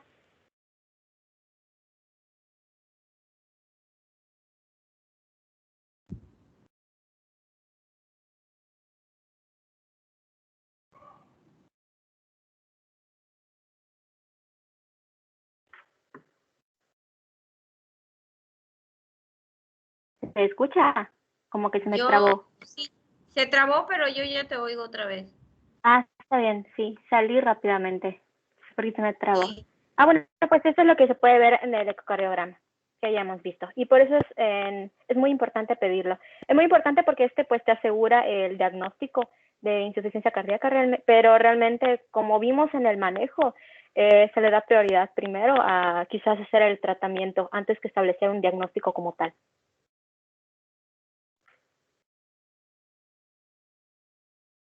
Bueno, pues vamos a empezar con los estudios del laboratorio. Podemos pedir una BH completa, ya que la anemia puede funcionar como un signo de mal pronóstico, pero también puede funcionar como un desencadenante. Recordemos que hay una disminución del gasto cardíaco y pues la anemia aumenta necesidades y este gasto cardíaco no se va a poder proporcionar de manera correcta. De manera de que es importante determinar si el paciente tiene o no anemia. También puedes pedir una química sanguínea para estimar la tasa de filtración glomerular. Recordemos que se disminuye esta filtración la filtración glomerular como un método de debido a que hay disminución del gasto cardíaco, así como también el control glucémico si el paciente es diabético. Podemos pedir electrolitos séricos como para si hay un déficit o exceso de sodio, potasio, magnesio y calcio, pruebas de función hepática que también es para la estimación de la mortalidad, pruebas de función tiroidea debido a que en dado caso que el paciente llegase a tener arritmias podríamos darle amiodarona, entonces tenemos que revisar si tiene pues una adecuada función tiroidea y también porque uno de los desencadenantes es también la tirotoxicosis. Puedes pedir tiempos de coagulación, gasometría, enzimas cardíacas y vamos a hablar ya por fin de los péptidos natriuréticos. Bueno, pues el péptido natriurético, se van a reconocer 3 tipos, que es el auricular, secretado por las aurículas, el péptido natriurético tipo B, que es, bueno, se le menciona cerebral porque fue donde lo buscaban por primera vez, secretado por los ventrículos, y el péptido natriurético C, que es producido por el endotelio. Pues a diferencia de del auricular, este es sintetizado de novo. El auricular está almacenado pues en gránulos en la aurícula, y al ser sintetizado de novo, tú puedes determinar el estado funcional del corazón de momento. Por eso se pide en forma aguda. Es pues, especialmente en ventrículos como respuesta al aumento de la presión y la sobrecarga de volumen, y es usado por su alto valor negativo. O sea, con esto que quiero decir de que si los péptidos natriuréticos salen normales, es muy difícil que sea una insuficiencia cardíaca. Como para diagnóstico lo haces en dado caso que tengas muchas dudas, pero una vez que los pides y llegan a ser negativos, ya puedes ir pensando en otra cosa que no sea una insuficiencia cardíaca. Y también se usa especialmente en pronóstico y evolución. Al ladito tenemos la formación del péptido natriurético, que primero se forma como una prehormona que se va a ir fragmentando como respuesta al estrés cardíaco. La forma no activa, que es la que había mencionado Saúl, que tiene un tiempo de vida mucho mayor, de 1 a 2 horas, y es realmente buena para nosotros determinarla. Y también la forma activa, que es el BNP. ¿Qué causa esto? Esto causa que se detengan los mecanismos de compensación de retención hídrica, así como también los de disminución del aumento de presión. Causa vasodilatación arterial, diuresis, natriuresis, reducción del sistema de actividad del renina, angiotensina, aldosterona, reducción de la actividad simpática. Y pues estos son los límites que podemos observar para la forma activa, que es el BNP. El límite inferior va a ser de 100, y para el ProBNP va a ser de 300. Y pues es importante mencionar que aunque esto tiene un factor negativo muy bueno, la insuficiencia cardíaca no es la única pues enfermedad que lo puede causar, porque al fin y al cabo se liberan como producto de estrés mecánico. Entonces, como una insuficiencia renal, puede también aumentar mucho este tipo de estos péptidos natriuréticos. Inclusive las personas que son obesas, había leído en los artículos, tienden a tener valores mucho más bajos. Y también es diferente entre estas dos, porque si bien el ProBNP tiene una vida media mayor, conforme vaya pasando la edad y haya más fibrosis por el envejecimiento y todo eso, esto va a empezar a aumentar. Entonces hay que diferenciarla según una escala de edad. No sé si alguien tiene una duda acá. ¿Alguien tiene alguna pregunta de lo que está diciendo Cristian? Parece que uno no está, ¿verdad? Ya sentiste lo que se siente, hablar sola. Parece que nadie te oye, pero no, yo creo que sí. Ángel tiene una pregunta. Adelante, Ángel. Esto último no me quedó claro, doctora. Ajá, dice que sí lo podemos utilizar, pero que no solamente en insuficiencia cardíaca se pueden elevar. ¿Qué otras cosas las pueden elevar? Perdón, no escuché bien. ¿Qué otras cosas pueden elevar los péptidos que no sean cardíacas o qué? Exactamente. Y, Cristel, ¿escuchaste la pregunta? Sí, les puse una tablita debajo del diagrama, todas las que lo pueden aumentar, y como pues se libera como por aumento de la presión y aumento del volumen, una insuficiencia renal, una disfunción renal igual aumenta mucho a los péptidos natriuréticos.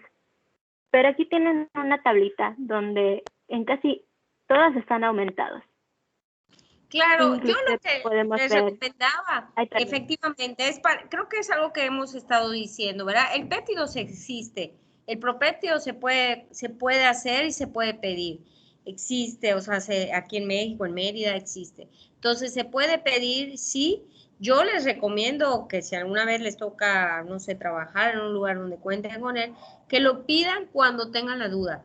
Si no tienen la duda, de verdad no tiene mucho caso, porque si no se va a estar elevado o si está elevado, pues no van a saber a qué se debe, ¿no? Más bien acompáñenlo de otros criterios para ver si, o sea, hay muchos criterios que apoyan insuficiencia cardíaca, ok, es algo rápido, se puede medir, es cuando se puede solicitar.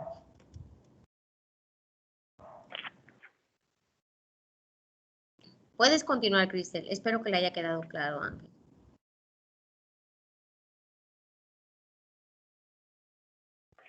Bueno, pues los diagnósticos diferenciales tenemos estados disneicos, como es la exacerbación asmática, exacerbación de POC, derrame pleural, neumonía, estados de retención de líquidos como una trombosis venosa profunda, hipoproteinemia, cirrosis, estados con gasto cardíaco alterado como un infarto agudo del miocardio, insuficiencia valvular, arritmias, septicemia, anemia y disfunción tiroidea.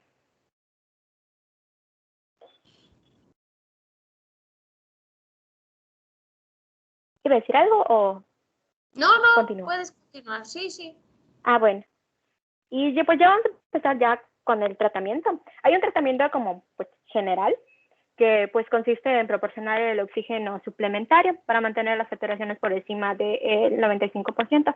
Algo que creo que se me pasó cuando vimos el diagrama, no les mencioné que la insuficiencia cardíaca tiende a ser un círculo vicioso, de que hay una sobrecarga de volumen, hay un aumento de las presiones y esas mismas presiones van a hacer que se empiece a filtrar todo el líquido, todo se va a edematizar y especialmente en el pulmón va a ser de que la sangre se empiece a desoxigenar o se oxigene de manera pues mucho menor a la esperada. Entonces, una vez de que se vuelve a activar estados de hipoxemia, se van a seguir aumentando los mecanismos de compensación y se va a aumentar hasta que el corazón llegue a una falla ventricular completa. Entonces, por eso es necesario que lo que hagamos y en el tratamiento es muy importante que cancelemos los factores de compensación y suministremos oxígeno suplementario.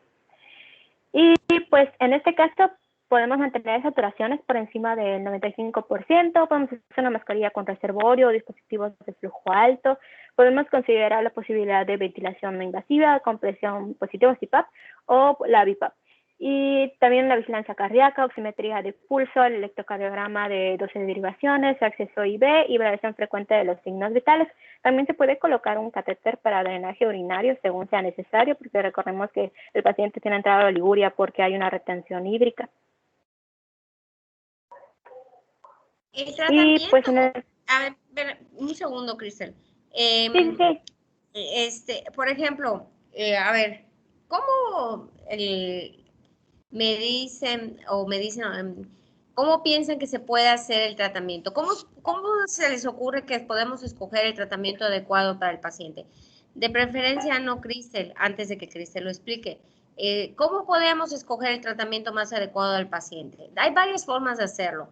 ¿Cómo se les ocurre? O sea, estas son las generalidades de las que nos está diciendo Cristel, pero en cuanto al paciente ya propiamente, las particularidades del paciente, ¿en base a qué pudiéramos hacer el manejo? Hay varias formas. ¿Cómo se les ocurre? A ver, Noemí. Al tipo de choque que tiene. O sea, si tuviera choque, ¿no? Si es cardiogénico, si es hipovolémico. Claro, pero por ejemplo, ya hablando de insuficiencia cardíaca, si insuficiencia cardíaca con choque, por ejemplo, ¿no? ¿Eso estás diciendo? Ajá. O sea, al paciente con insuficiencia cardíaca con choque, dime algo que le darías. Lo que se te ocurra que no sean las generalidades. Lo que sea, Noemí. Es que no sabría muy bien porque pensaría en sustituir pues, líquidos, pero como tiene insuficiencia cardíaca, pues tampoco, no sé. No sé. Bueno, pero tienes un momento porque es la fase final, digamos. Paciente con insuficiencia cardíaca y choque. A ver, Julio, ¿por qué bajas tu mano? Perdón, doctora. Pensé que iba a decir algo. Ok, Yo, Julio, muy yo, bien. yo podría decir que podría ser, dependiendo de la cantidad de saturación de oxígeno que tenga, dependiendo de la cantidad de congestión que pueda tener el paciente, de la fracción de eyección que tenga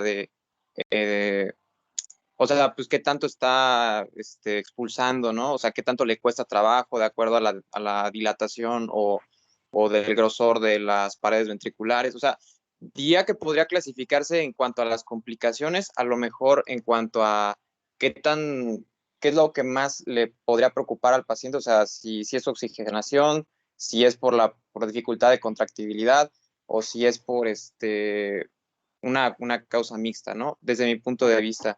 Y probablemente, pues quizás pensaría también si pudiera haber alguna causa externa que pudiera estar condicionando la insuficiencia cardíaca, como una sobrecarga hídrica o algo por el estilo, pues también yo me iría por esa parte, ¿no? O sea, ¿qué es lo que podría estar, pues, teniendo una mayor probabilidad de mortalidad en el paciente?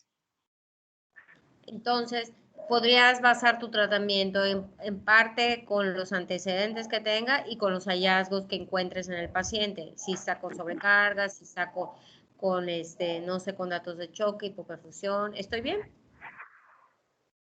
Sí, doctora. ¿Qué tú piensas? Ok. A ver, Ángel, ¿tú qué ibas a decir? ¿Cómo lo harías tú? Coincido con Julio en esa parte, doctora. Creo que es dependiendo a cómo llegue el paciente a urgencias, ¿no? Obviamente tienes que atender primero las causas urgentes, teniendo en cuenta lo que viene siendo la presión, cómo está el nivel de conciencia, tener en cuenta las enfermedades de base, como él dijo, para averiguar los antecedentes y también considerarlas para el tratamiento. Y pues básicamente es eso, ¿no? Depende al sapo la pedrada. Correcto. ¿A alguien se le ocurre otra manera de tratar al paciente? ¿Otras cosas que pudiera tomar en cuenta para el tratamiento del paciente? ¿Alguien quiere decir algo diferente, complementarlo? Muy bien. Puedes continuar, Cristel. Ok, pues está bien lo que dijeron. Depende mucho del paciente, cómo vas a ir pues estableciendo el tratamiento. Solo que primero pues que el paciente no se te muera, porque primero tienes que ver la gravedad, ya luego una vez que identificaste y puedes ver sobre los desencadenantes que hay, ya puedes establecer el tratamiento. Como que bueno, la primera tabla, que es el cuadro 14.10, es un perfil hemodinámico de síndromes de insuficiencia cardíaca aguda. Eso está muy padre porque en este incluye la presión arterial sistólica y cómo se puede ir presentando, las manifestaciones, las características clínicas del paciente y su manejo. Es un manejo bastante chiquitito, pero solo como para que tengan una idea de qué es lo que tienen que hacer y ya luego vamos a hablar un poquito más de los fármacos. Pero siento que nos estamos atrasando bastante. ¿Los leo todos, doctora? No, pero podemos hacerlo. Más bien en los fármacos tal vez no te vayas a detener bastante, yo te digo. Ajá. En los fármacos no lo vamos a ver como más general. Pon la siguiente, porque esto sí es importante. Porque, por ejemplo, un dato importante al principio es la presión arterial. Si la presión arterial, que es el cuadro que tienes, está normal o está alta, pues es donde vas a basar tu tratamiento. Entonces, una manera de hacer el tratamiento es en cuanto a la presión arterial. Algo ya mencionaron, por ejemplo, si está congestivo, pero si está hipotenso, si está normotenso o incluso está hipertenso. Y en base a eso, por ejemplo, yo les digo, si el paciente estuviera hipertenso, ¿qué pudiéramos utilizar? ¿Qué se le pónganlo? Diuréticos, vasodilatadores, por ejemplo, nombres, cosas que podemos usar. Lo que se les ocurre, y si tienen aquí sus micrófonos, Nitroglicerina. Podemos utilizar nitroglicerina, ¿qué más? Nitroproxirato. El nitroprusiato, ¿en quién sería el indicado, por ejemplo? El nitroprusiato, ¿para qué paciente estaría indicado? ¿Insuficiencia cardíaca con qué? Insuficiencia cardíaca y... Con choque cardiogénico. No, porque el choque no está hipotenso, ¿eh? Allá no. Con emergencia hipertensiva. Exacto. Paciente con insuficiencia cardíaca y emergencia hipertensiva, nitroprusiato. Muy bien. Otro ejemplo, paciente insuficiencia cardíaca isquémico. ¿Qué le damos? Oxígeno. Ajá. Las generalidades creo que Cristel ya las mencionó. ¿Qué más podemos utilizar? Isquémico. ¿Qué más podemos usar? Beta bloqueadores. Podemos usar beta bloqueadores si la TA no lo permite, a dosis bajas. Para los beta bloqueadores, ¿para qué nos van a servir? para disminuir el gasto cardíaco y pues ayudar a que utilice la mejor cantidad de oxígeno, ¿no? Perfecto, para disminuir el consumo de oxígeno, regular la frecuencia cardíaca que se busca, en este caso, en el infarto, ¿verdad? Pues alrededor de los 60, 55, 60, siempre y cuando la TA sea normotenso, se pueden utilizar. ¿Qué otra cosa pudiéramos utilizar? Pues si es isquémico, o sea, si Ajá. la insuficiencia es derivada de alguna, por ejemplo, un síndrome coronario agudo, pues ver qué tipo de síndrome coronario agudo es. Se le hace un electro y se ve si es con elevación del segmento ST y se le puede realizar. De una vez lo meto a la sala de hemodinamia para el intervencionismo coronario, porque solucionando la causa de la isquemia, muy probable el paciente salga de la insuficiencia. Correcto. Usarías un cateterismo, ¿verdad? O una intervención coronaria percutánea, ¿de acuerdo? ¿Qué más? ¿Qué más pudiera? Lo que se les ocurra. Eso es lo que yo quiero que ustedes más o menos lo vayan pensando. Diuréticos, ¿no? Podemos usar diuréticos. Los diuréticos casi en todas las clases funcionales y en todos los estadios lo podemos utilizar, excepto en el paciente con choque, que es igual que los betabloqueadores, que también puede ser así. O sea, una manera como lo pueden hacer para ordenarlo es la TA. La siguiente manera es en qué clase funcional el paciente está. La siguiente es qué causa hizo que el paciente se descompensara, la causa desencadenante. Entonces, por ejemplo, en todas las clases funcionales se puede utilizar el betabloqueador, excepto en la clase 4. En la clase 4 el betabloqueador no lo vamos a poder utilizar porque ya es una insuficiencia cardíaca aguda, descompensada, ¿verdad? Que puede descompensarse con el uso del betabloqueador, pero eso se puede utilizar casi en todos. ¿Qué más podemos utilizar? Los diuréticos es más o menos igual. Podemos usar diuréticos de asa, excepto en el choque, que podemos, aún así, ¿no? Podría, con un poquito de cuidado se puede utilizar. Por el choque no se recomienda mucho por la hipotensión. ¿Qué otra cosa pudiéramos utilizar? ¿Y en el isquémico? ¿Perdón? No oí. ¿Me lo pueden repetir? Ángel mencionó yecas, doctora. YECAS. Los YECAS están indicados igual en todas las clases funcionales, en pacientes normotensos o incluso con cierto grado de hipertensión. El ejemplo de, ¿qué hacen los YECAS? Pues disminuyen la precarga, mejoran la contracción, pero se tiene que utilizar a dosis bajas, o sea, no a dosis hipertensivas. Muy bien, Ángel, muy bien. Ahora Siempre sí son que disminuyen la remodelación, ¿no? El remodelamiento. Entonces, es bien importante los YECAS, excepto si está hipotenso o en choque, que el de choque, como les decía, es el paciente que, digamos, lo vamos a manejar aparte, pero sí, en todos los pacientes se pueden utilizar los YECAS. Y como dijo Ángel perfectamente, si lo tengo hipertenso le doy dosis hipertensiva y si lo tengo normotenso solo le doy dosis de baja, que por ejemplo un enalapril son 5 miligramos, captopril más o menos son 12.5 miligramos y eso nos va a ayudar a disminuir el remodelamiento, a mejorar la precarga. Entonces, por decir, YECAS casi todas las clases funcionales, excepto el paciente en choque. Betabloqueadores, igual, casi todas las clases funcionales, excepto hipotensos, chocados. ¿Qué otra cosa podemos utilizar? Diuréticos prácticamente igual en todos, excepto el chocado. ¿Qué otra cosa? Nitroprusiato hipertenso, ¿verdad? Perfectamente. Nitroglicerina en el isquémico o en el hipertenso. ¿Qué más? Los acompañantes. ¿Cuál es? Perfecto. ¿En la dobutamina en cuál?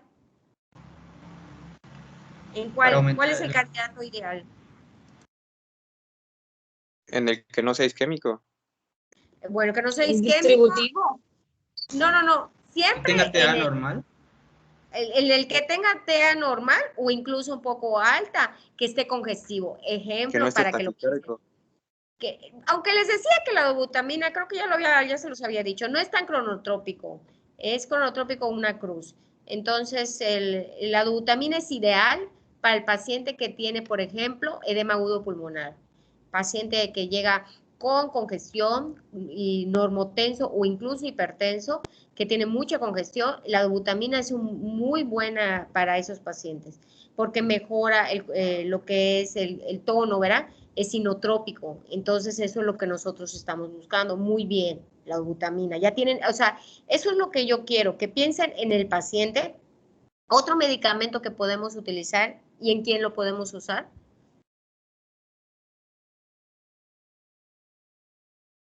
¿Algún otro que se les ocurra? También están las generales, ¿no? Los antiagregantes, las estatinas, las antitrombóticos como las heparinas de bajo peso, eso se pueden utilizar en todos, salvo contraindicaciones. Otro, por ejemplo, que no han mencionado, que se les acuerden como parte del tratamiento. A ver, Cristel, ¿qué más nos vas a decir? Bueno, pues como que solo faltaba que mencionaran que se podría utilizar digoxina en aquellos Por pacientes que ejemplo, tengan una... Ah, perdón, sí. Muy bien, muy bien. Esto es uno de los más queridos, ¿para qué? Insuficiencia cardíaca y... Fibrilación auricular. Perfecto. Siempre y cuando no tenga, es como llena el cuadro. Insuficiencia cardíaca y FA, digoxina. Siempre y cuando no tenga, ¿qué le ponemos en el espacio? Reducida. ¿Perdón? Febi muy reducida, podría ser. Bueno, es inotrópico. No es tanta la contraindicación. ¿Qué necesitarían allí? Que no tenga qué. ¿Qué más? Así como decir, no, a este sí no. Acuérdense dónde trabaja la digoxina.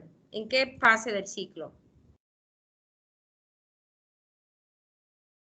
En la 4. En la 4. Entonces, si el paciente no tiene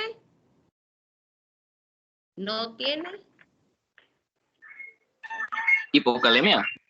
hipercalemia, porque entonces sí pueden producir una intoxicación porque trabaja en la bomba de sodio, potasio, ATPasa, siempre y cuando no tenga datos de hipoperfusión, por ejemplo, en el paciente que esté hipotenso, verá chocado. Es que el del choque sí es un rubro aparte, ¿no? Pero siempre y cuando no tenga datos de hipoperfusión, no tenga hipercalemia, el paciente es el medicamento de la insuficiencia cardíaca con FA. Muy bien. A ver, Cristel, ¿qué más? Y pues creo que ya dijeron todo. Ah, lo de las metas. Ok. Ya es casi lo último, pues se requiere un índice cardíaco superior a 2.2 litros por minuto, disminuir la presión capilar pulmonar a menor de 18 miligramos de mercurio, mantener resistencias vasculares entre 1000 y 1200 dinas, disminuir la presión de la aurícula izquierda y la oxigenación periférica entre 95 y 90.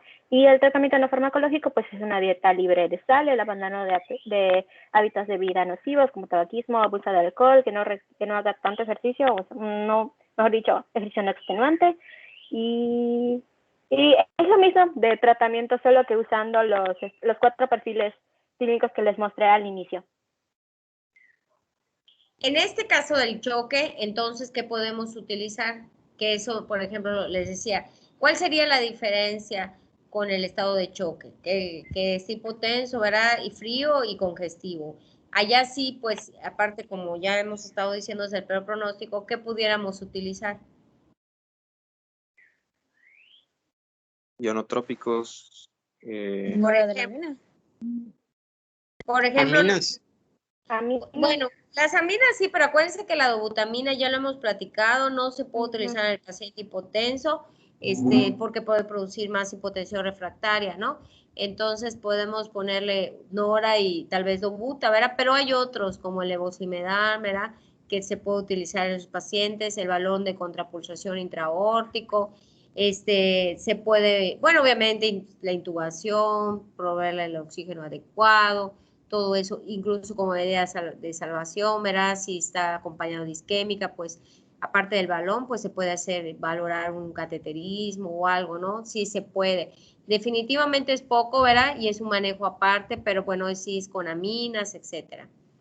Por ejemplo, la espironolactona, ¿la podemos utilizar en algún paciente con insuficiencia cardíaca? Sí. ¿Cuándo, Saúl? Sí se puede. Dependiendo, bueno, yo había leído que depende de la fracción de eyección. Estaba recomendado cuando era menor al 40%, y era como un apoyo para el paciente que, a pesar de que ya estaba recibiendo manejo, a lo mejor con algún diurético o con algún vasodilatador, seguía teniendo datos de congestión, porque pues la espironolactona es un antagonista de aldosterona, y uno de los mecanismos que actúan y que generan parte del cambio y de los daños en la insuficiencia cardíaca es el sistema renina-angiotensina-aldosterona. Así que bloqueando este último paso, preveníamos que el paciente siguiera con datos de congestión. Pero sé que se utiliza, ya que se utilizaron otros fármacos como de primera opción.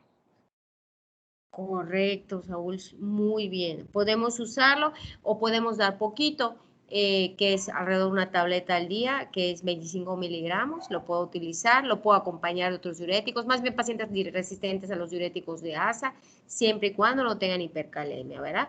Entonces, se puede utilizar, no es de primera línea, pero se puede utilizar. ¿Se puede utilizar morfina? Es pregunta. Solo si hay Zika, ¿no? Si hay Zika, ¿no? Y si hay congestión también, si hay mucha congestión también, se puede utilizar para disminuir la precarga. Sí se puede utilizar. No todo junto, obviamente. Entonces, volvemos al mismo punto. ¿Qué puedo hacer yo?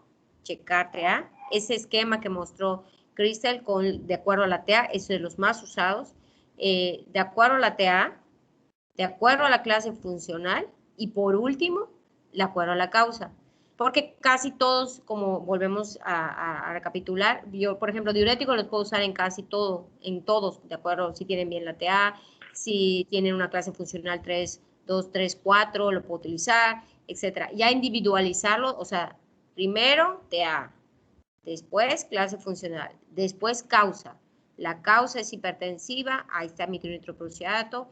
Mi causa es isquémica, agrego lo que son nitratos, vasodilatadores, siempre y cuando la TA lo permita. Puedo utilizar beta bloqueadores, antitrombóticos, estatinas, etc. Mi causa es arritmogénica, puedo valorar el uso de digoxina, agregar un digitálico y todo. Además, lo mismo, además diurético, por ejemplo, en un arrítmico puedo utilizar además beta bloqueadores, puedo usar diuréticos, puedo usar todo, siempre y cuando yo individualice lo que tiene. Entonces, TA, clase funcional y causa, porque tengo que tratar la causa desencadenante. ¿Algo más que quieras agregar, Cristel? No, creo que ya no. La siguiente pues ya es con los nombres, pero ya mencionamos todo. Y el flujo, que pues ya lo seguimos, lo podrían checar luego. Y ya, gracias. ¿Alguien que quiera decir algo o tenga alguna duda o algo que quiera mencionar? ¿Algo que no le haya quedado claro? ¿Algún comentario? Ya se quitó su diapositiva. Yo, doctora, le quería preguntar si el levosimedan solamente lo pueden dar especialistas o ¿qué personas lo tienen? ¿Especialistas en qué? ¿Estás como, O sea, me refiero no el especialista? O sea, por ejemplo, me acuerdo que nos habían dicho en Pharma, doctora, que el levosimedan solo tenían permitido, creo que algunos internistas y creo que algunos urgenciólogos, o bueno, no sé si me da a entender, o sea, que estaba limitado para ciertas No te dice especialidades. entender, me ofendí. No, me ofendí, especialistas, ¿qué será? ¿Qué seremos nosotros? Sí, generalmente, pero en realidad, pues si lo sabes usar, lo puedes usar. La cosa es que donde más hay, digamos, es en las terapias intensivas, ¿no? Son medicamentos que más bien están en la terapia intensiva, que la terapia intensiva pues la manejan pues muchas diferentes personas, ¿no? La disponibilidad del medicamento es más común en las terapias intensivas y lo puede utilizar cualquier persona que esté capacitada o a cargo de una terapia. Sí se usa. Sin embargo, como les decía, es un tipo también de amina o de inotrópico, si lo quieren ver así también. Obviamente tienen que saber y conocer de él. Se utiliza en el choque cariogénico. ¿Otras preguntas? ¿Alguien que quiera aclarar algo? ¿Que haya quedado alguna duda? ¿Algo que quieran mencionar? Nadie. Hablen ahora o callen para siempre. Callarán para siempre. Bueno, entonces nos estamos escuchando el próximo viernes, Dios mediante. Vamos a empezar con la parte de triage. Espero que ya hayan enviado sus respuestas de lo que es el escenario. Y como les dije, vamos a empezar con eso. Cada quien, un representante de cada equipo, va a decirse en qué se basó para hacer esa clasificación de los pacientes, por qué a este le puso el 1, etcétera, ¿no? Y luego vamos a ver la clase y al final yo les voy a decir cómo lo pudieron haber hecho. Si no tienen ninguna duda, pues muchas gracias y nos estamos escuchando el próximo viernes.